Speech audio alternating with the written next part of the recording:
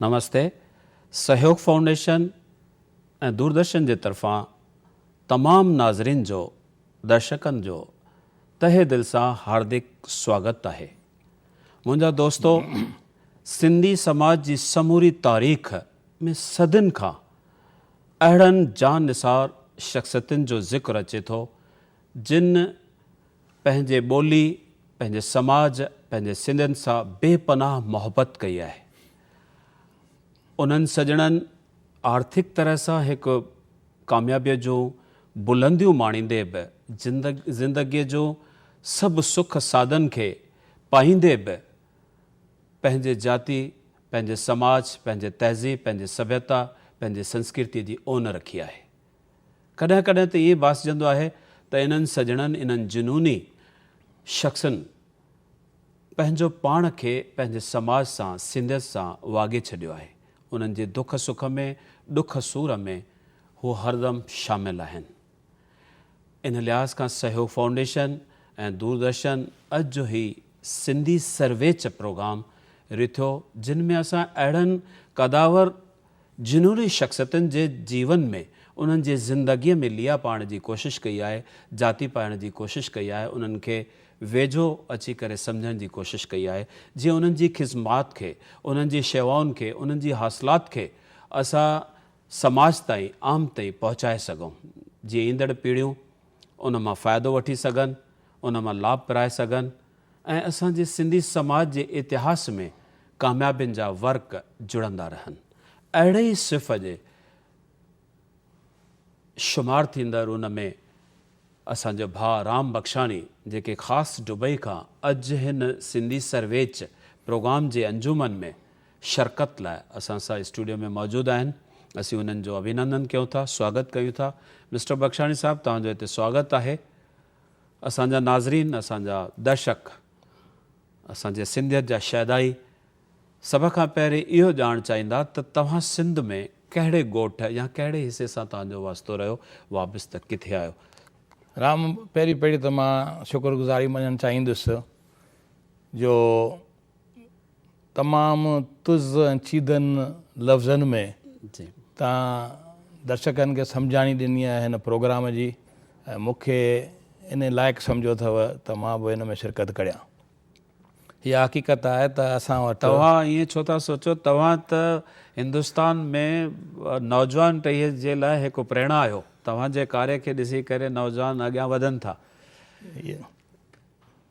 तव्हांजी फीलिंग खे जो क़दुरु थो करियां, ऐं सचमुच तव्हांखे वाधायूं थो ॾियां त हीउ प्रोग्राम ताईं ऑर्गेनाइज़ करे सघिया आहियो।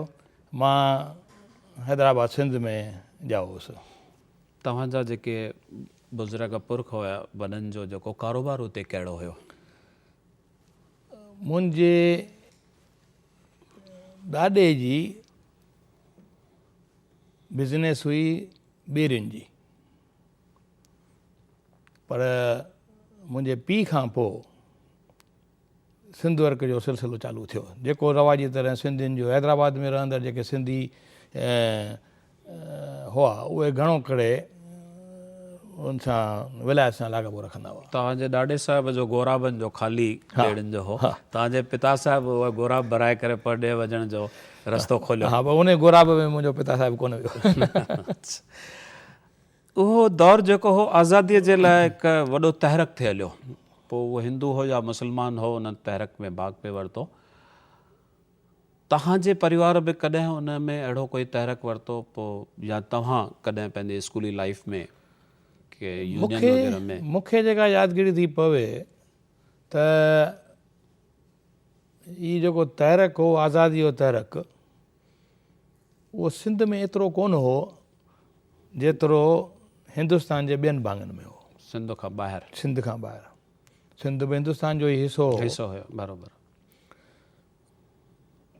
में बि उहो ॻाल्हि थी सघे थी त एॾी जागृता उते न आई हुजे, छाकाणि त मूंखे इहा यादगिरी आहे त जेके असांजा वॾा जिन खे मूं ॾिठो, उहे पछाड़ी ताईं चवंदा हुआ त अंग्रेज़ बाबा जो राॼु ॾाढो सुठो, ऐं थी सघे थो इन करे चयो हुजे छाकाणि त आज़ादी खां पोइ जेके ॾुख सिंधियुनि सठा आहिनि उहो ॿी कंहिं बि जातीअ हिंदुस्तान जी कोन सठा हुआ। न इहो विरहाङे जो जेको दौरु हो उहो सचपच हिकु रत में रंगियल हिकिड़ो खूनी दास्तान आहे जंहिंमें रे गुनाह बेगुनाहनि खे ईअं मारियो वियो, रत जूं नदियूं वायूं वयूं ऐं उन जो असरु मूंखे जेतिरो इतिहास जेको ॿुधाए थो या मां सम्झां थो हर परिवार ते सिंधीअ जे पियो। छा तव्हांजे परिवार ते बि उन जो को असरु थियो या अहिड़ी का यादगिरी आहे उन दौर जी जॾहिं इहो विरहाङे जो ज़ुल्म थी रहियो हो? पंहिंजो घर छॾे बेघर थियणु उन खां वधीक असरु ॿियो कहिड़ो थी सघे थो। ऐं उहो ई वक़्तु हो जॾहिं झगड़ा पिया हलिया ऐं लॾ पॾाण पई हली, उन वक़्तु ई मुंहिंजे पिता साहिब जो देहांत थियो। ऐं पिता साहिब जे देहांत सां गॾु असां घर जो छट विञाए छॾियो। त उन खां आसरा विया, पिता जे हथ जो सहारो ऐं छित बि जेका सिंध में तव्हांजे पुरखनि ठाही उहा बि वई। त उन खां वधीक ॿियो ख़राबु असरु कहिड़ो थी सघे थो। असांजो हिंदुस्तान आज़ादु थियो, हिंदुस्तान जी आज़ादी जो मिलणु, पाकिस्तान जो ठहणु ऐं सिंध जो खसिजणु, इहो हिकु इंटरनेशनल लॉ जे हिसाब सां गैर क़ानूनी हो। ऐं तव्हां त दुनिया जो सफ़र कयो आहे त तव्हां इहो महसूसु कयो था, तव्हांखे कॾहिं इहो दिलि में ख़्यालु आयो आहे त असांजे अॻुवाननि जूं के ग़लतियूं हुयूं? इहो जेकॾहिं फ़ैसिलो न थिए हा त उहो बहितरु हो ऐं ज़रूरी बि कोन हो। असांजो मेन मतिलबु इहो हो त अंग्रेज़ हिंदुस्तान खे छॾे वञनि, पर उन में ॿ भाउर पाण में फारकती करे ॿ मुल्क ठाहे वेठा। त इहो ॼण त वेंदे वेंदे अंग्रेज़ असांखे बोनस ॾेई विया। इहो बोनस को सचे अखरनि में बोनस कोन थियो, पर जेके दुख ऐं दर्द ॾेई विया त उहो आहे। ऐं अॼु बि जेकॾहिं ॾिसूं त ॿिन्ही मुल्कनि जा अॻुवान कोशिशि करे रहिया आहिनि त असीं पाण में मिलूं, प्यार वधायूं। जेकॾहिं उहो ई हो त पोइ विरहाङो बाक़ी छो थियो? त तव्हां इहो महसूसु कयो था त असांजे उन वक़्त जे अॻुवाननि, असांजे रहबरनि जो जेको सोच हुई ओतिरी क्लियर न हुई ऐं उन्हनि किन जो त इएं चवणो आहे त उन्हनि ई रहबरनि असांजूं राहूं मुंझायूं, पाण असांखे तूफ़ाननि जे हवाले करे वञी करे किनारनि ते वेठा। उन में को शक कोन्हे, छाकाणि त उन्हनि पंहिंजा मतिलब सिद्ध कया ऐं उन में लखे माण्हू बेघर थी विया। उन वक़्तु या तारीख़ जेको ॿुधाए थी या चयो वञे थो त थरपाकर जेको ज़िलो हुयो उन में सिंधियुनि जी घणाई हुई। जेकॾहिं असांजा अॻुवान उहो हिसो वठनि हा त असांखे हिन वक़्तु दरबदर न थियणो पए हा। पर रिसेंटली KR मलकाणी साहिब जो सिंध स्टोरीज़ किताबु मूंखे पढ़ण लाइ मिलियो, जंहिंमें हुन लिखियो आहे त अहिड़ी काई ॻाल्हि कोन हुई, उते सिंधियुनि जी काई घणाई कोन हुई। त तव्हांखे कुझु हुन जी ॼाण आहे?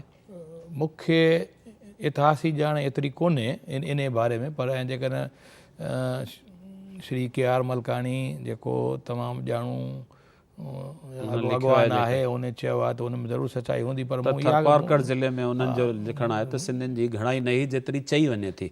मूं बि इहा ॻाल्हि ॿुधी आहे, थरपारकर ज़िले में घणाई हुई। पर जेकॾहिं 65, 35 या 45, 55 बि हुजे हा त घणाई ॻणबी। ऐं उहो जेको नंढो टुकड़ो अॼु ख़ाली थरपारकर ज़िलो जेकॾहिं सिंध थी वञे हा त उहो हिकिड़ो तमामु नंढो ॻोठु हिकिड़ो स्टेट ते थी वियो। पर हुजे हा त आहिस्ते आहिस्ते उनखे फैलाव थी सघे।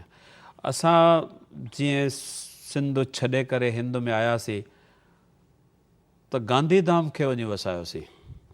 गांधीधाम जेको उन वक़्तु बयाबान हो, त असांजे वॾनि जो छा उहा सोच केतिरे क़दुरु सही त इन खंड माना हिकिड़े बयाबान में जिते कोई साधन कोन हो, चयो थो वञे त उते नांग बलाऊं हुया, नांग खे पकड़ण लाइ 8 आना, विश्व खे पकड़ण लाइ 4 आना ॾिना वेंदा हुआ। त अहिड़ी जॻह छो चूंडी वई जिते असां नई सिंध जी कल्पना कयूं? मां दाद ॾींदुसि भाई प्रताप खे जंहिं इहा सूच कई। छा आहे त सिंधियुनि जे लाइ हिकिड़ी एरिया, हिकिड़ी एराज़ी जंहिंमें आबहवा, वायुमंडल उहो हुजे जेको सिंध में हो। हाणे गांधीधाम कच्छ सिंध जे तमामु वेझो आहे, बॉर्डर ते आहे, बॉर्डर ते आहे। त उते जीअं सिंध में मंग हूंदा हुआ घरनि में, उते ई उहा हा। ऐं प्लस को बि स्टेट हिकिड़ी सिंध जी अॾावत करणु ॾिए, उहो बि ॾाढी ॾुखी ॻाल्हि पई न लॻे। उहो दौरु हो असां पंहिंजो घुर्जूं सरकार ते रखी पिए सघियासीं, छाकाणि असांखे पंहिंजो वतन जेको असां चऊं था असांजी सभ्यता उतां शुरू थी आहे, मोहन जे दड़े जी सभ्यता आहे, उहो असांखे छॾिणो थिए पियो। बिल्कुलु सही उन आहे। वक़्तु असां घुर्जूं कयूं आहे, उहा पंहिंजो अॻवान असांजा जेकॾहिं चाहिनि हा। बिल्कुलु सही आहे। ओॾी महिल जेकॾहिं असीं पंहिंजे सिंध लाइ हिकिड़ो नंढो स्टेट घुरूं हा, त जेके सेंट्रल एरियाज़ आहिनि उन मां का न का मिली सघे हा।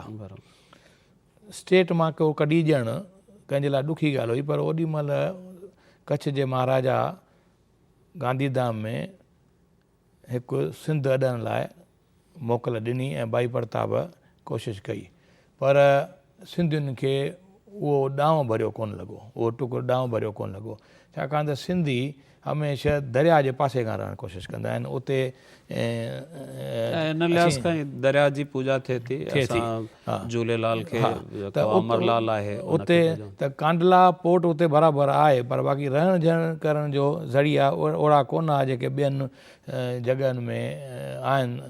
तंहिं हूंदे बि सिंधियुनि जी उते घणाई आहे। अॻियां हली गुजरात पाण में इन गांधीधाम खे पंहिंजे स्टेट में जुज़ब करे छॾियो, असीं वधी कोन सघियासीं। पर मूंखे यादगिरी आहे असांजे भाउ अतुर संगतानी पूने में, जंहिं अधु पूनो ॼण त अॾे छॾियो हो, तंहिं ॾाढी कोशिशि कई त सिलवासा में हिकु सिंधियुनि जो आस्थान ठाहियो वञे, जंहिंमें यूनियन टेरिटरी हुई। हा, यूनियन टेरिटरी हुई, 5-10 हज़ार बंगला ठहनि। हुनजो ख़्यालु हो जीअं ब्यास में अॾावत थियल आहे त अहिड़े नमूने हिते करे, ऐं सिलवासा बॉम्बे जे पासे खां बि आहे, पर कुझु कामयाबी हासिल बि कयईं, पर बदनसीबा जल्दी गुज़ारे वियो, उहो किसो अॻियां कोन वधी सघियो। बाक़ी इहा ॻाल्हि सही आहे त आज़ादीअ वक़्तु असांजे सिंधियुनि या सिंधी अॻवाननि पंहिंजी नमूने रहबरी कोन कई, न त असांखे भले थर पार कर हिकिड़ो नंढो ज़िलो ई हो सिंध हुजे हा, ऐं उनखे असांखे वधाइण जो मौक़ो मिले हा। जीअं पंजाब ॿिनि टुकड़नि में थी वई, तीअं सिंध बि ॿिनि टुकड़नि में थी सघे हा। तव्हां सिंध छॾे हिंदुस्तान में सभ खां पहिरीं किथे अची पंहिंजी पनाह वरिती, जंहिंखे असां शरणार्थी चऊं था, सभई अची कंहिं न कंहिं कैम्प में रहिया, तव्हां किथे आया सिधो? प्लेटफॉर्म तां धिका खाई, ॿियनि हंधि वञी शरणार्थी चओ या फ़क़ीरनि वांगुरु चई, आख़िर साल खण मद्रास में आयासीं, पोइ पूने बड़ौदे में वञी सेटल कयोसीं, जिते मूं पढ़ाई कई ऐं कमु पंहिंजो शुरू कयो, जेको कुझु सिखणो हुउसि। अचानक तव्हां वरी बड़ौदे खां रुख वरितो दुबई जे तरफ़। दुबई उहो मुल्क हो जिते चवनि था त उन वक़्त जूं हालतूं एतिरियूं त अणांगियूं हुयूं उते, जो पाणी बि राशन ते मिलंदो हो। त तव्हां हीअं कीअं सोचियो त भई जिते पाणी राशन ते थो मिले उते तव्हांजो पेट भरिजंदो? बड़ौदे में मां नौकिरी कंदो हुउसि, पर सिंधी जे खून में वापारपणो आहे। बराबरि। हर कंहिं ॻाल्हि खे वापार जे ख़्याल खां नज़र ॾिसंदो, ऐं मुंहिंजे खून में उन खां गॾु सिंध वर्की पणो बि हमेशह पे रहियो आहे। ऐं दिलि में हूंदी हुयमि त भई कंहिं सिंध वर्की वॾी फर्म में नौकिरी करियां। अच्छा।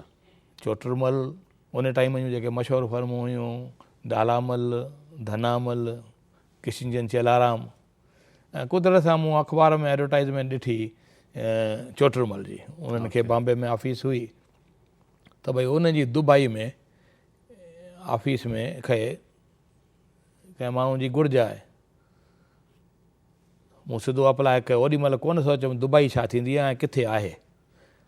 जीअं तई चओ पिया त भई दुबई कंहिं ॿुधो बि कोन, मूं बि कोन ॿुधी। 50 डिग्री जी गर्मी हुई। मुंहिंजे वॾे भाउ लिखी पुछियो त तूं दुबई थो वञी, उते आहे छा? मूं चयो कुझु बि न हुजे, मुंहिंजे लाइ कमु त आहे न, रोज़गार मिलियो आहे ऐं रोज़गार खे धिकारणो कोन्हे, छाकाणि त ॿियूं ॻाल्हियूं सभु साइड में रखणियूं थियूं पवनि। जॾहिं जिते रोज़गार थो मिले त बाक़ी ॿियूं ॻाल्हियूं ठही वेंदियूं। हेतिरा माण्हू जेके रहिया पिया आहिनि त उन्हनि सां गॾु उहे इंसान आहिनि, असीं बि इंसान आहियूं। तव्हां उते जेके महिनत कई मूंखे कंहिं शाइर जी तमामु सुठी लिखियल शाइर यादि थो अचे त रात जितनी संगीन होगी सुबह उतनी ही रंगीन होगी। असांजी राति जेतिरी वधीक ऊंदाही हूंदी कारोबार हूंदो ओतिरी ई प्रभात मधुर थींदी ओतिरी ई सुबह रोशन थींदी। तव्हां पंहिंजे उन ॾुखनि वारे दौर खां लंघे पार पिया। हींअर साईं जी तव्हां ते रहमत आहे। साईं पंहिंजे गंज मां काफ़ी कुझु तव्हांखे ॾिनो आहे।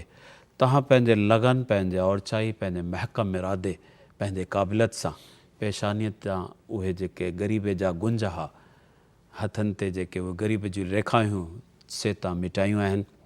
उन सॼे दौर में इहो जेको दौरु हो उहो ग़रीबीअ खां हिन अॼु जे मुक़ाम ताईं पहुचण में तव्हां उन मां छा था पिरायो? कहिड़ी सिख्या तव्हांखे मिले थी?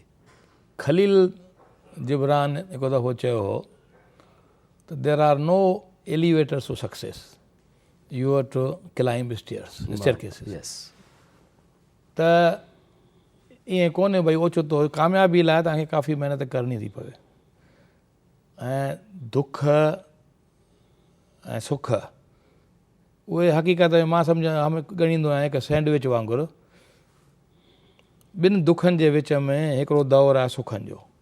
माना दुख लाइफ में डेफिनेटली वधीक आहिनि, उहे हमेशह साथी आहिनि। त जेकॾहिं तव्हां उनखे दुखनि खे पंहिंजो साथी करे सम्झो त दुखनि मां पियो मज़ो ईंदो। बाक़ी त जेको सुख आहे सो स्वीट डिश वांगुरु ई आहे। हुनजो चस्को थोरो टाइम आहे खाधे खां पोइ जीअं मथां स्वीट डिश मिलंदी आहे, पर तव्हां स्वीट डिश खे जेकॾहिं पंहिंजो खाधो करे सम्झंदा त डायबिटीज़ बि थींदव, तबियत बि ख़राबु कंदा। तव्हांजे हिन सभिनी साधन हासिलु करण खां पोइ चयो वेंदो आहे त मानी पंहिंजे पहले परिवार लाइ पंहिंजे भातियुनि जे लाइ, बाक़ी जेको बचे सो मुल्क लाइ। तव्हां बि ख़ैरात में विश्वास रखो था। इन फिलासफ़ीअ में तव्हांजो छा वीचार आहे? फिलासफ़ी सां मां बिल्कुलु सहमत आहियां। बाक़ी जेको बचे सो ॿिए लाइ उहो त ॼण त जेको भई बचियल खाधो असीं केतिरा दफ़ा जानवरनि लाइ रखी छॾींदा आहियूं भई सुबुह जो जेको बचे हुनखे ॾियो। त इन में मां ॾिसंदो आहियां अर्बन जी फिलासफ़ी ॾाढी सुठी हूंदी आहे। जेको बि खाधो ठहंदो आहे त घर में जेके 10 भाती हूंदा आहिनि त 20 भातियुनि जो खाधो ठही वेंदो आहे। त 10 भातियुनि जो जेको एक्स्ट्रा खाधो आहे सो सिधो ख़ैरात में हलियो वञे। त इहो बचियल सचियल न, पर उन्हनि खे पंहिंजो भाती करे सम्झिजे। मां त इहो सम्झंदो आहियां त इंसानु हिकु ट्रस्टी आहे। भॻवानु जेको बि उनखे ॾिनो आहे उनखे ट्रस्टी मूजिबि सम्झणु खपे। ऐं जेको खेसि मिलियो आहे बेस्ट पार्ट ऑफ इट उहो दुनिया सां ऐं जिन खे घटि ॾिनो वियो आहे उन्हनि सां शेयर करणु खपे। सुठी फिलासफ़ी आहे तमामु। तव्हांजो सिंधी ॿोली सिंधी साहित्य सां काफ़ी रुचि रही आहे। तव्हांखे सिदक आहे पंहिंजे ॿोलीअ लाइ पंहिंजे सिंधियत लाइ। त दुबईअ में रही करे बि तव्हां कुझु सिंधियत जे फैलाव लाइ करे रहिया आहियो? मुंहिंजी दिलि सिंधियत सां आहे। मां हमेशह चवंदो आहियां त कीअं विसारिया विया उहा ॿोली जंहिंमें माउ ॾिनी मूंखे लोली। अॼुकल्ह जी जेका नंढी टही आहे उहो ई पिया कनि, पर उहा लोली सिंधी में मिले ई कोन थी ॿारनि खे, त उहा ॿोली बि विसरी वई आहे। जॾहिं माउरूं सिंधीअ में लोली ॾींदियूं त ॿार बि कोन विसारींदा, पर जेका लोली हूंदी अंग्रेज़ी में त पोइ सिंधी यादि कीअं ईंदी। त इहा तमामु ज़रूरी ॻाल्हि आहे त असीं पंहिंजी सिंधियत क़ाइमु रखूं। छाकाणि त अॼु खां 50 साल पोइ बि तव्हांजे ॿारनि खां या मुंहिंजे ॿारनि खां केरु पुछंदो त तूं केरु आहीं, त उहे चवंदा असीं हिंदुस्तानी आहियूं ऐं सिंधी आहियूं। ऐं केरु जेकॾहिं उन खां पुछंदो त सिंधी माना छा, त उहे जवाबु कोन ॾेई सघंदा। त इहा ॾाढी ॾुखी ॻाल्हि थी पवंदी। छाकाणि त ख़ुदि असांजो औलाद बि असांखे इन ॻाल्हि लाइ माफ़ु कोन कंदो त भई तव्हीं सिंधी त असांखे चई विया, इहो ॿुधायो त सिंधी आहे, पर सिंधी छा थींदो आहे असीं सम्झाए कोन था सघूं। सही पैगाम असां नयो जॉन टहीअ ताईं पहुचायूं, इहो असांजो कर्तव्य आहे। इहो कर्तव्य आहे। ऐं उहो भले असीं ॿोली हली थी सघे या नथी हली सघे, स्कूलनि में पाढ़ी थी वञे या नथी पाढ़े वञे, पर जेके असांजूं रीतूं रस्मूं सिंधियत जूं ख़ूबियूं छा आहिनि उहे उन ॿोली जे मार्फत जेका ॿोली उहे सम्झी सघनि। जेकॾहिं असांजी नंढी टही अंग्रेज़ी था सम्झनि त असीं इनफ सिंधियुनि जे बारे में डिटेल्स उन्हनि खे ॿुधायूं त उहे पाण में हिकिड़ो प्राइड पैदा कनि त भई हा असां सिंधी थियण में उन्हनि में उहो जज़्बो पैदा थिए त असां सिंधी आहियूं। छाकाणि हींअर हिकिड़ो दौरु हलियो त पाण खे सिंधी सॾाइण खां ॼण थोरो हटकंदा उहो हींअर ख़तमु थियो उहो ख़तमु थी वियो आहे। हींअर जॾहिं असीं ॾिसूं था त भई best designer Sindhi, best film director Sindhi, film जेके आहिनि हाणे डॉक्टर जेकॾहिं ॾिसो त सिंधी, लॉ मिनिस्टर ॾिसो त सिंधी, सुठा होटेलियर सिंधी। पर मां उहो ई थो चवां त जेकॾहिं होटेलियर सुठे में सुठो सिंधी आहे त पंहिंजे रेस्टोरेंट में कॾहिं इटालियन जेके खाधा हूंदा आहिनि से इटली ॿोली में हूंदा आहिनि, उहो ब्रैकेट में लिखंदा आहिनि, इन जी माना छा।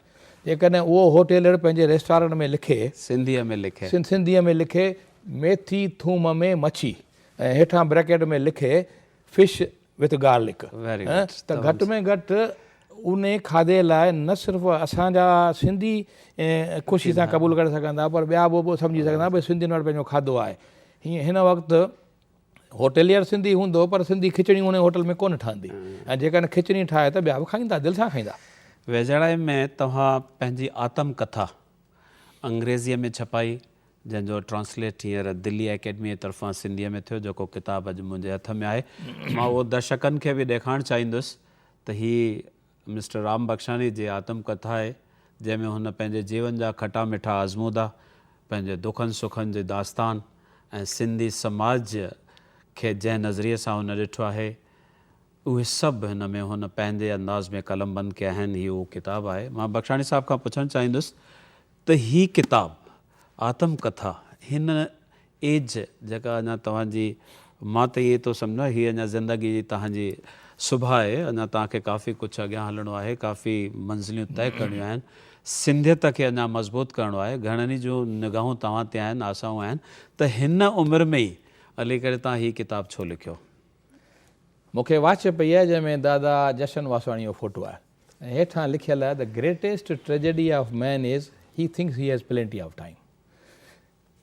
तव्हां चयो त भई तव्हांजे ज़िंदगी सुभाउ आहे, पर जेको कमु अॼु लहे सो सुभाणे ते न रखिजे। छाकाणि त हिन उमिरि में बि मूं लिखी महसूसु कयो आहे त आत्मकथा कंहिं सिंधी वापाड़ीअ जी या कंहिं हिंदुस्तान वापाड़ीअ जी हीअ पहिरीं आत्मकथा जेका सॼी कंहिं दुनिया में कंहिं छपी आहे।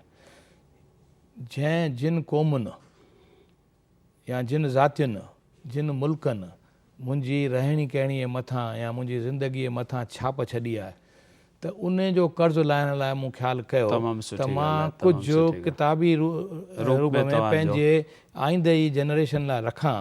ऐं जिन गैर सिंधियुनि जी किताब पढ़ियो आहे अंग्रेज़ी में, उन्हनि खे सिंधियुनि जे बारे में ऐं सिंधियत जे बारे में एॾी ॼाण मिली आहे जो चवनि पिया त असांखे त ख़बर ई कोन। सो मां इहो ॼाणणु चाहींदुसि, असांजा दर्शक इहो ॼाणणु चाहींदा त सभ्यता मैगज़िन में तव्हां कॾहिं खां लिखणु शुरू कयो? जॾहिं मां बड़ौदे में हुउसि, हक़ीक़त में सभ्यता मैगज़िन मुंहिंजे वक़्त में ई शुरू थी। उन टाइम में मां सिंधु समाज बड़ौदा जो सेक्रेटरी हुउसि ऐं डॉक्टर लक्ष्मीचंद प्रेम जेको हिकु अज़ीम शाइर थी गुज़रियो आहे उहो प्रेसिडेंट हो। ऐं वक़्तु ब वक़्तु मां पंहिंजूं लिखणियूं सभ्यता जे मार्फत ज़ाहिर कंदो हुउसि। हक़ीक़त में उन टाइम में हिकिड़ी जागृति मैगज़िन बि निकिरंदी, जागृति मैगज़िन कोन हुई, टेबलॉइड वांगुरु जीअं हिंदवासी थी निकिरे, ऐं हिंदवासी में बि कॾहिं कॾहिं मुंहिंजा लेख ईंदा हुआ।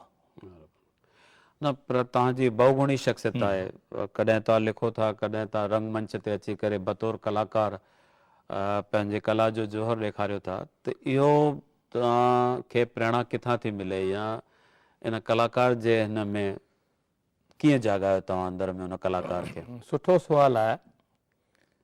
पंहिंजे अंदर में जेके उधमा था उथनि ऐं कॾहिं कॾहिं पीड़ाऊं बि हूंदियूं आहिनि, कॾहिं कॾहिं ख़ुशियूं बि हूंदियूं आहिनि, उन्हनि जो इज़हार करण लाइ के ॻाल्हाइण रस्ते कंदा आहिनि ऐं के रंगमंच ते या लिखणनि जे ज़रिए।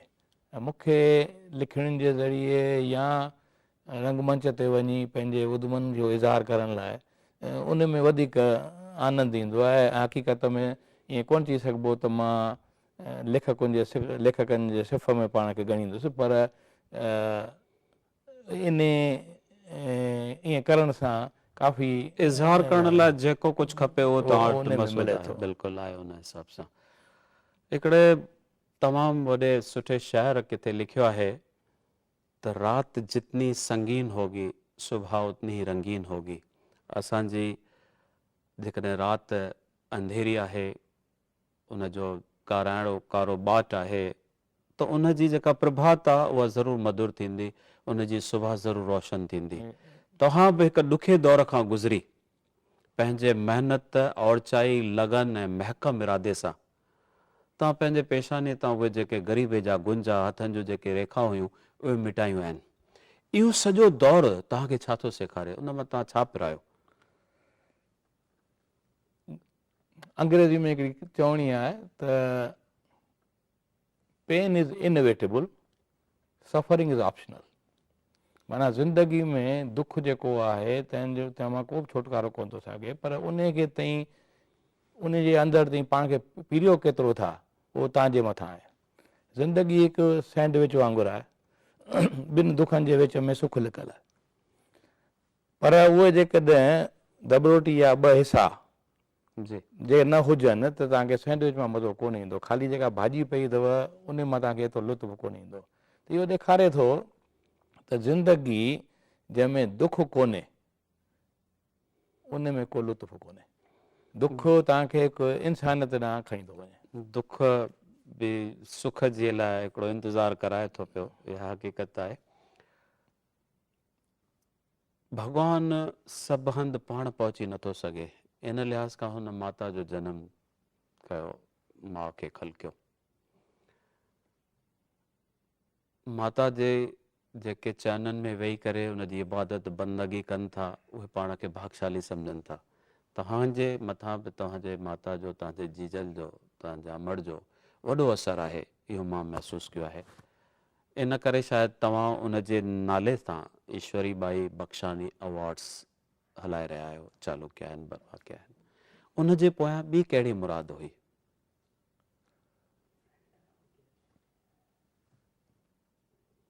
अॼुकल्ह जी जेका नई टही आहे, जी, हिकिड़े शाइर चयो आहे, नई पीढ़ी अपने माँ बाप का साया इस तरह छोड़ देती है, समझ कर कांच का टुकड़ा वो हीरा फेंक देती है। ओहो, ख़ुशि। त अॼुकल्ह जी जेका नंढी टही ईअं थी सम्झे त माउ पीउ खे फुटो करणु हिकिड़ो कांच जो टुकड़ो फुटो करणो, पर उन रूप में सचुपचु हिकिड़ो हीरो थो फुटो कयो वञे। मुराद सिर्फ़ु इहा ई हुई त माउ जी यादगिरी रहे, मुंहिंजे वञण खां पोइ बि उहा यादगिरी रहे, मुंहिंजी यादगिरी रहे न रहे पर मुंहिंजे माउ जी यादगिरी रहे, उहा ई मुराद हुई। ऐं मां सम्झां थो त उमेदु अथमि त इहा यादगिरी अॻियां बि रहंदी। माता जी यादगिरी क़ाइमु रहंदी, उन सां गॾु उन्हनि साहित्यकारनि ऐं कलाकारनि खे प्रेरणा मिलंदी, इहा तमामु सुठी ख़्यालात आहे।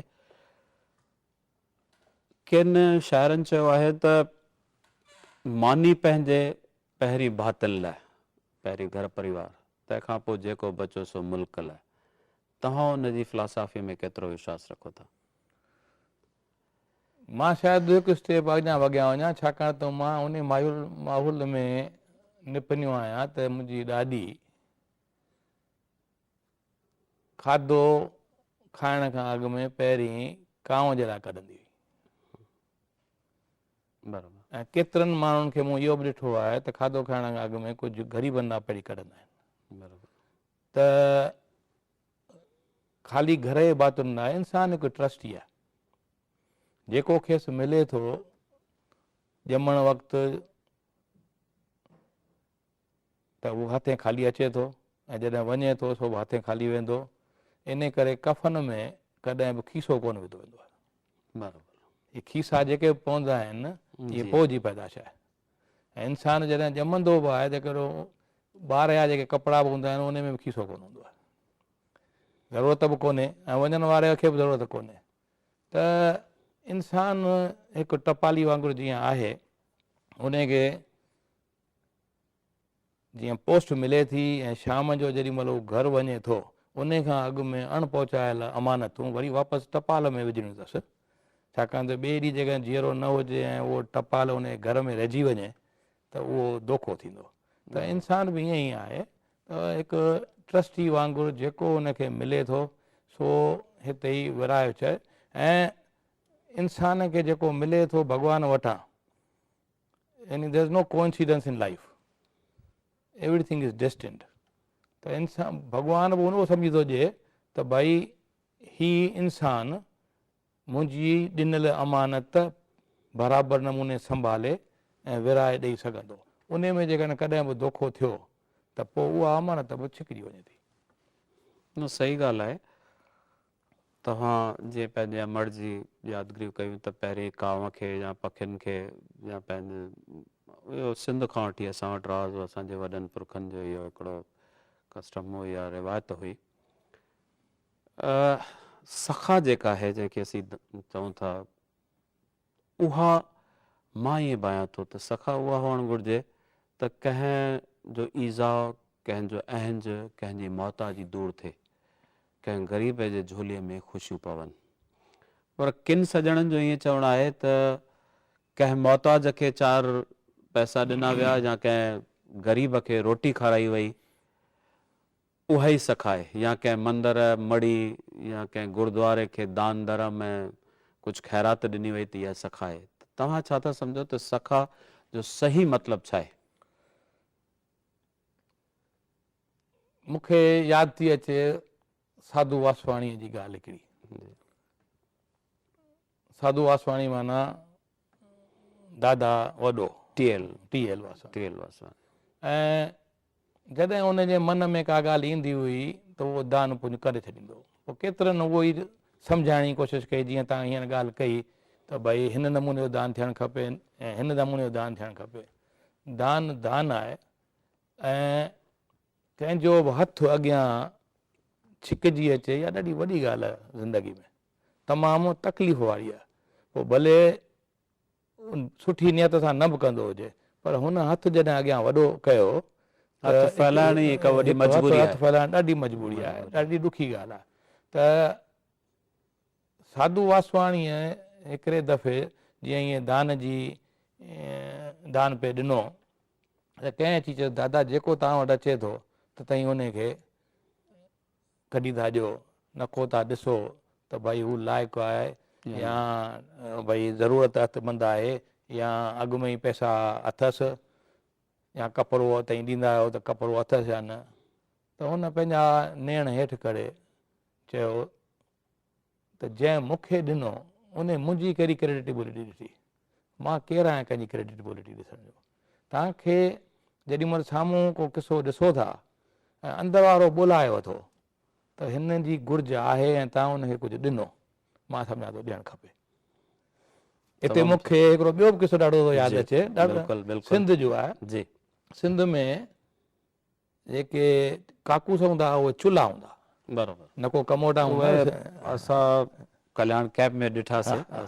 चुल्हा हूंदा हुआ, हुन में 3-3 4-4 ॼणा बि ईअं ओपन में रहंदा हुआ। त थधि जो टाइम हो, हिकिड़ो माण्हू मथां शाल विझी उन चुल्हे ते वेठो, त ॿाहिरां अची हिकिड़ो फ़क़ीर लंघियो, चई भई आहे को जेको मूंखे मुंहिंजो अंगु ढके, मूंखे ॾाढी थधि पई पवे। त हीउ जेको चुल्हे ते वेठो माण्हू उन पंहिंजी शाल लाहे खणी फुटी कई, चई अचई थो खण। त जोनत अंदरां डुकंदी आई, चई तूं पाण सां पियो पाण ॻाल्हाई? चई पाण कोन थो ॻाल्हायां। उहो फ़क़ीर लंघियो, उन खे थधि पए पई त मूं पंहिंजी शाल खणी उनखे ॾिनी, ईअं फुटी कई मां। चई पोइ ईअं ॾिबो आहे छा? जेॾी महिल तूं कमु ख़लास करी आहे ॿाहिरि वञी उनखे ॾीं आहे। चई पर होसि ताईं मुंहिंजो मनु बदिलिजी वञे त? इन करे चयो वेंदो आहे त हिन हथ सां ॾिजे त हिन हथ खे ख़बर न पवे, ईंदे ईंदे हुन वक़्त में कुझु त भई उन वक़्त में जेकर मुंहिंजो मनु बदिलिजी वञे ऐं मां न ॼां, इन करे हींअर मुंहिंजो मनु थियो कढी ॾियो। त जेका तव्हांखे तव्हांजो अंदरि वारो ॿोलाए ऐं उहो अंदरि वारो तव्हांखे ॿोलाए थो साईं जे तरफ़ां। जेतोणीकि की इंसान खे अकुल बि पंहिंजो हलाइणो आहे, ऐं ईअं कोन्हे भई अंदरि वारो ॿोलाए त कंहिंखे मार ॾिए त वञी मार ॾिजे। पॉज़िटिव थॉट्स थियणु घुरिजनि हुन हिसाब सां। असांजा घणेई भाउर सिंध खां जॾहिं असीं हिते विरहाङे खां पोइ हिंदुस्तान में आयासीं, घणनि ई भाउरनि वञी करे ॾिसावरनि में पूरे दुनिया में लॻभॻि सिंधियुनि वञी पंहिंजा डेरा वसाया आहिनि। उन्हनि NRIs जो हिंदुस्तान जे सिंधियुनि जे तरफ़ कहिड़ो रवैयो आहे? छाकाणि हिंदुस्तान खे जे सिंधियुनि खे जॾहिं काई बि मदद जी ज़रूरत हूंदी आहे त उन्हनि खे शायदि दुबई, हांगकांग, सिंगापुर ऐं अमेरिका नज़र ईंदी आहे। त उन वक़्तु तव्हां छा महसूसु कंदा आहियो? ॿ सुवाल पुछा विया। हिकिड़ो रवैयो जेके परॾेही सिंधीदार आहिनि, ऐं ॿियो जॾहिं हिते घुर्ज पवे थी त यकदमि डोर पवे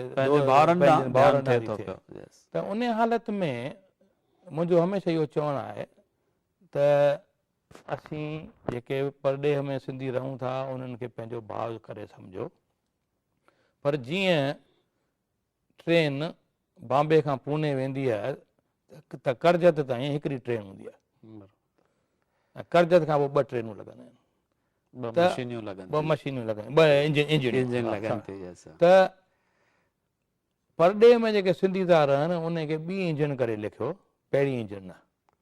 जॾहिं जॾहिं का बि ॻाल्हि हिंदुस्तान में शुरू थिए थी त पहिरीं करजत ताईं पहिरीं पंहिंजी इंजन सां पहुचो, त उन मां लॻे त भई सचुपचु शौक़ु आहे। ईअं न लॻे त भई जेके परॾेह में सिंधी आहिनि के बसि उन्हनि खे सॼाओ शौक़ु आहे, पर उन्हनि जी घुर्ज हिते कोन्हे। बाक़ी जेके परॾेह में सिंधी रहनि था उन्हनि जो प्यारु मोहबत हिंदुस्तान में रहंदड़ सिंधियुनि जी एतिरी आहे जो मां नथो सम्झां को बि सिंधी परॾेह में हूंदो जेको साल 2 साल हिंदुस्तान न ईंदो। त इहो ई ॾेखारे थो त हिंदुस्तान में सिंधियुनि जा केॾो शौक़ु आहे, ऐं का बि एक्टिविटी सिंधियुनि जी थिए थी हिते उन में जेके विलायत में रहंदड़ सिंधी भाग वठनि था त इहा फैलिया सॼे दुनिया में आहिनि, पर जड़ूं हिंदुस्तान में आहिनि असांजे हिसाब सां। तव्हां कई दफ़ा घणेई बार हिंदुस्तान जे सिंधियुनि जा मिसाइला खणी हिंदुस्तान जे सरकार ताईं पहुता आहियो।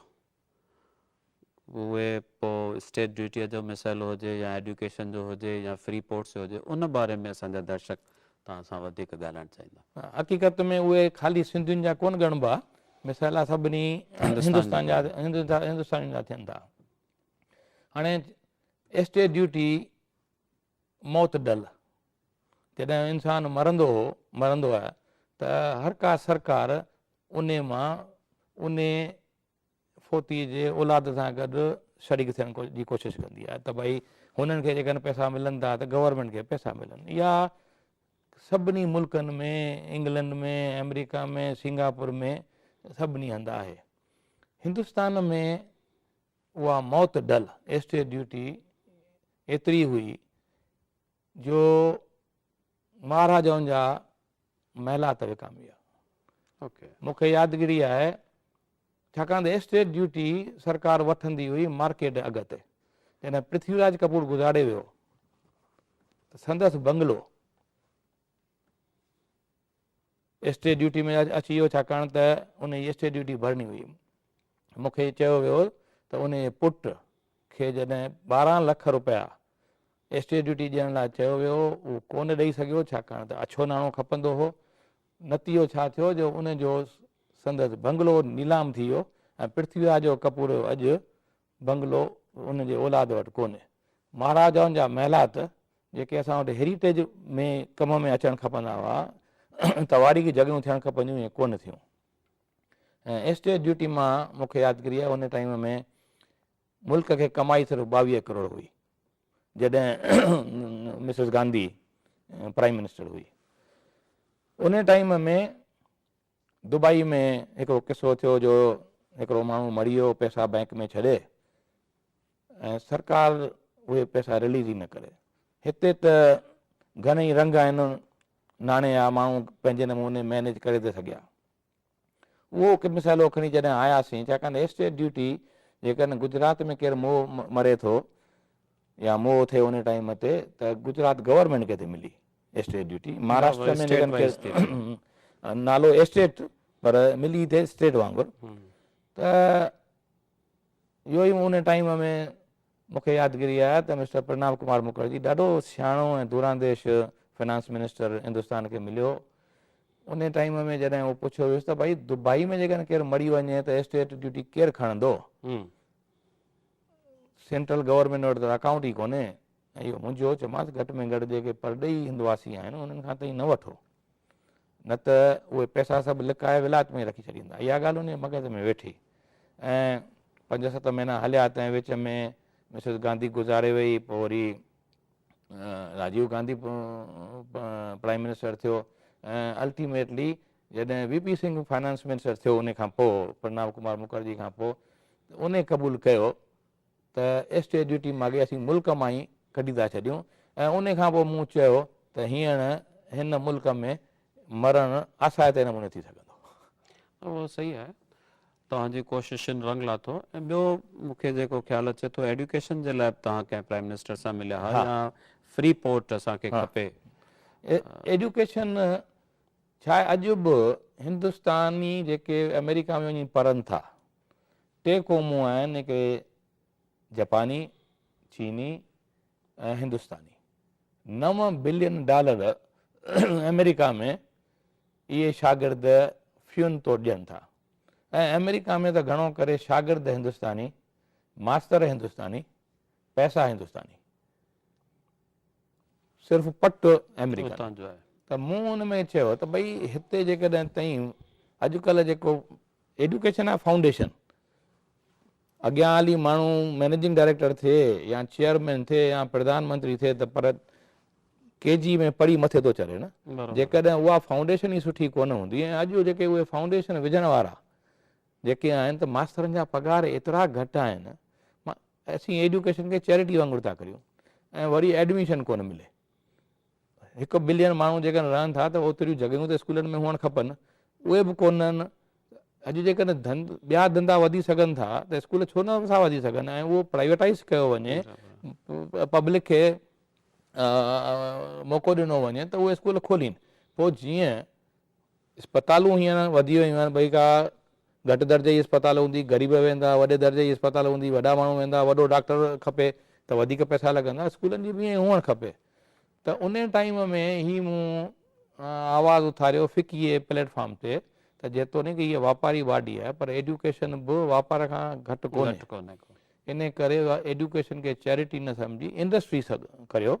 ऐं मूंखे ख़ुशी आहे त आस्ते आस्ते अचे थी, पर छाकाणि त एडुकेशन शुरूआति खां ई वठी अहिड़ी झकरियल आहे, उनजे चौधारी एतिरियूं त ज़ंजीरूं लॻल आहिनि जो असीं इकॉनॉमी लिबरलाइज़ करे सघिया आहियूं, पर एडुकेशन अञा ताईं कोन करे सघिया आहियूं।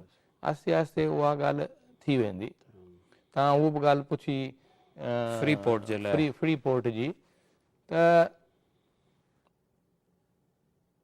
असां वटि जीअं हांगकांग चीन जे लाइ हिकिड़ो विंडो पहिरियो आहे। बराबरि, चीन जो जेकॾहिं घणो वाधारो थियो आहे उहो हांगकांग जे थ्रू। हांगकांग मुल्क जुदा ऐं पर चीन हुनजो फ़ाइदो वरितो, लीज़ ते ॾिनल हुयो जेको। त साॻे नमूने गवर्नमेंट खे सुझाव ॾिनोसीं त अंडमान ऐं निकोबार काफ़ी शहर खां परियां आहिनि ऐं काफ़ी मेनलैंड खां परियां आहिनि, त उन खे फ्री पोर्ट कयो वञे त घटि में घटि जेके माण्हू वञनि था घुमण या ख़रीदारी करणु त उहे उते वञी उतां ख़रीद करे, जॾहिं टोटल फ्री पोर्ट हुजे, करंसी बि डिफरेंट ऐं आज़ादी पूरी हुजे, उहो ओॾी महिल छाकाणि त डिफेंस ख़्याल खां उहा ॻाल्हि ठीकु कोन पई लॻी। ऐं प्लस अंडमान ऐं निकोबार हिंदुस्तान खां काफ़ी परियां आहिनि पर इंडोनेशिया जे वेझो आहिनि। त हीअ हिकिड़ो यानी जाग्राफिकली जेका हालत आहे त ॾुखी आहे। पोइ हिकिड़ी कमिटी ठाही वई त भई असीं गवर्नमेंट खे सजेस्ट करियूं त फ्री पोर्ट हिंदुस्तान में कहिड़ो ठाहे। इहो जॾहिं सुब्रमण्यम स्वामी कॉमर्स मिनिस्टर हो तॾहिं इहा कमेटी ठाही वई ऐं मां उन कमेटी ते हुउसि। रौनक सिंह चेयरमैन हो। पोइ सिंगापुर, हांगकांग, पांडिचेरी, कांडला, गोवा, इहे सभु जॻहियूं ॾिसी फाइनली रिकमेंडेशन ॾिनीसीं गोवा खे फ्री पोर्ट कयो वञे, छाकाणि त हिकिड़े पासे कर्नाटका, ॿिए पासे महाराष्ट्र, उनजी लेबर बि कम में ईंदो ऐं काफ़ी मुल्क खे बचाव थी पवंदो। त पोइ वरी जीअं सरकारूं बदिलजनि थियूं, उन्हनि बेसिकली इहा रिपोर्ट क़बूल बि कई, ख़्यालु बि कयूं त उहा अॻे फ्री पोर्ट कयो वञे, पर ॻाल्हि अॻियां वधी कोन्हे। पर हाणे त हिंदुस्तान सॼो फ्री पोर्ट थी वियो आहे। सुठी ॻाल्हि आहे। तव्हां घणनि ई बिज़नेस हाउसिस सां जुड़ियल आहियो, एंड पोइ उहा दुबई हुजे या बॉम्बे हुजे, हिंदूजास ग्रुप सां बि जुड़ियल आहियो, त हिकिड़ी सिंधियुनि जी पहिरीं जेका बैंक खुली उन जी शुरूआति जो ख़्यालु कहिड़े नमूने आयो? मां सम्झां थो पहिरीं प्राइवेट बैंक आहे। ॾाढो सुठो ख़्यालु आयो अथव, छाकाणि त इहा जेका कंट्रीब्यूशन आहे मुल्क लाइ, त पोस्ट नेशनलाइज़ेशन मिसिस गांधी जॾहिं प्राइम मिनिस्टर हुई त सभु बैंकूं नेशनलाइज़ कई, ऐं उन खां पोइ जॾहिं हीअ उन में थोरी फेरघेर आई ऐं पहिरीं बैंक जेका प्राइवेटली खुली सा सिंधियुनि खुली। आख़िर में मां पंहिंजे भाउरनि जे लाइ इहो अक्सर अॼु जो जेको दौरु, जंहिं दौर मां असां गुज़री रहिया आहियूं, हिकु आम इंसान पंहिंजी मुश्किलातुनि जे हिसाब सां एतिरो त मुंझी पियो आहे जो हुन मंज़िल ते पहुचण जी तमन्ना ई तर्क करे छॾी आहे। उन्हनि नाउमीद इंसाननि लाइ, उन्हनि भाउरनि जे लाइ तव्हां कोई संदेश, को पैगाम ॾियणु चाहियो?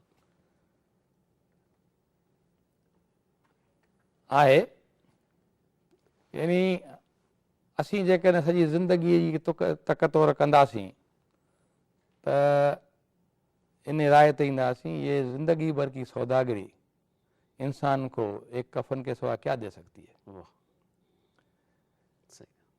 पर साॻे वक़्तु त जॾहिं जॾहिं माण्हू पाण खे डाउन फील करे, whenever you feel down, remember birds fly, elephant don't. Very good, तमामु सुठो। तव्हांजे इन संदेश खे सभु असांजा नौजवान हंडाईंदा।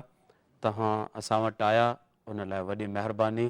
तव्हांजा असीं सहयोग फाउंडेशन ऐं दूरदर्शन तरफ़ां हिकु दफ़ो वरी महिरबानी राम।